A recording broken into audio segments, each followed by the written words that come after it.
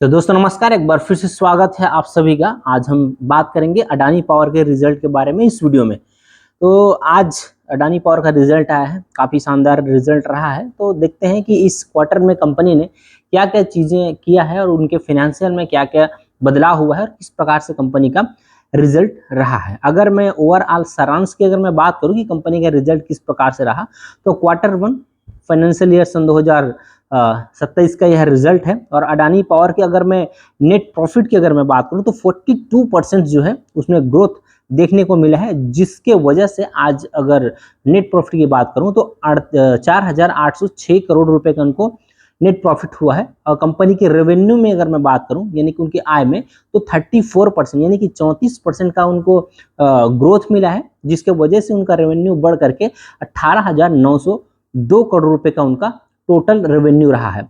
और एबिटा भी जो है उसी तरीके से बढ़ा है, 40% एबिटा में ग्रोथ हुआ है। तो 7,948 करोड़ रुपए का कंपनी का एबिटा रहा। टोटल यह मजबूत ऑपरेशनल प्रदर्शन कहा जा सकता है।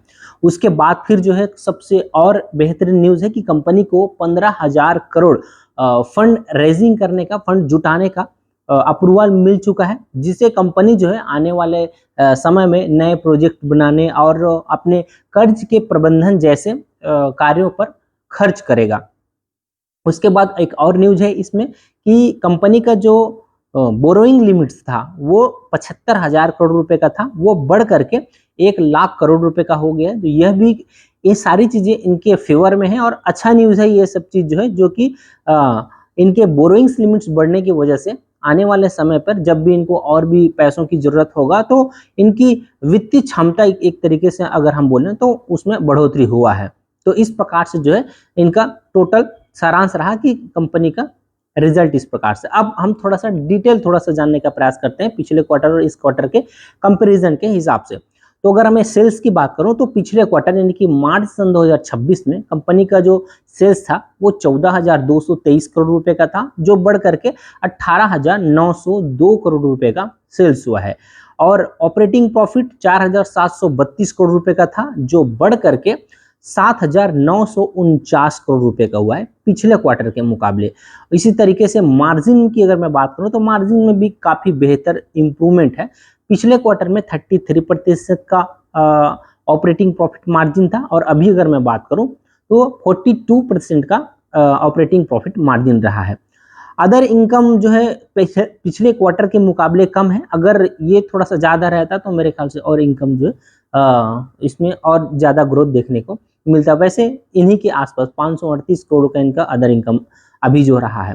कंपनी ने टोटल इंटरेस्ट जो पे किए हैं 901 करोड़ का टोटल इंटरेस्ट पे किए हैं, और डिप्रिसिएशन जो रहा है वो 1,167 करोड़ का इनका डिप्रिसिएशन रहा है, जिसके वजह से कंपनी का प्रॉफिट बिफोर टैक्स की अगर मैं बात करूं तो 6,418 करोड़ है, और टैक्स इन्होंने 24% दिया है, जिसके वजह से नेट प्रॉफिट जो है 4,867 करोड़ रुपए का इनको नेट प्रॉफिट जनरेट हुआ है। उसके बाद फिर जो है कंपनी की प्रॉफिट में चूंकि ग्रोथ हुआ है तो अर्निंग पर शेयर में भी जो है इनका ग्रोथ देखने को मिला। पहले जो है 2.08 रुपीज था, अभी जो है बढ़ करके 2.49 रुपीज जो है इनका अर्निंग पर शेयर हो गया है।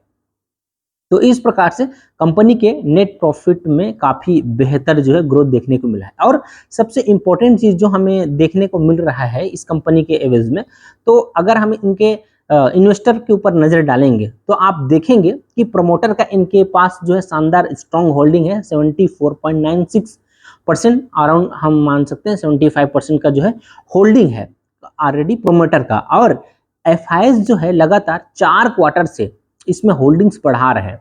अब वो किस प्रकार से, तो अगर हम देखेंगे सितंबर सन 2025 में एफआईएस का जो होल्डिंग था फॉरेन इंस्टीट्यूशनल इन्वेस्टर का 11.53% था, जो कई दिसंबर सन 2025 में बढ़ करके 11.64% हुआ। उसके बाद फिर मार्च सन 2026 में बढ़ करके 11.73% हुआ। उसके बाद फिर से अभी बढ़ा है जून क्वार्टर में 11.76% हो गया है एफआईएस का टोटल होल्डिंग। और इसी तरीके से डीआईएस पर भी अगर नजर डालेंगे तो पिछले क्वार्टर के मुकाबले इस क्वार्टर में डीआईएस ने भी होल्डिंग बढ़ाया है।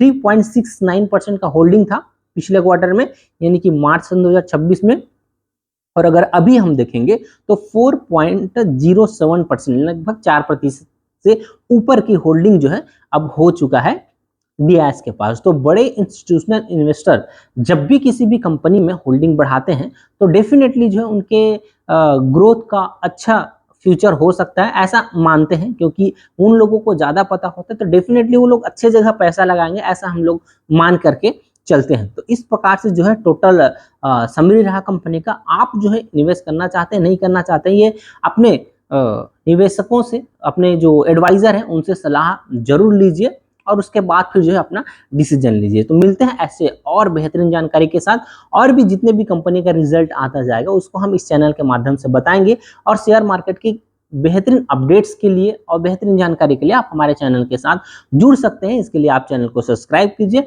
वीडियो अच्छा लगा तो वीडियो को लाइक कीजिए। मिलते हैं ऐसे ही और बेहतरीन जानकारी के साथ अगले वीडियो पर। Wish you all the best, thank you.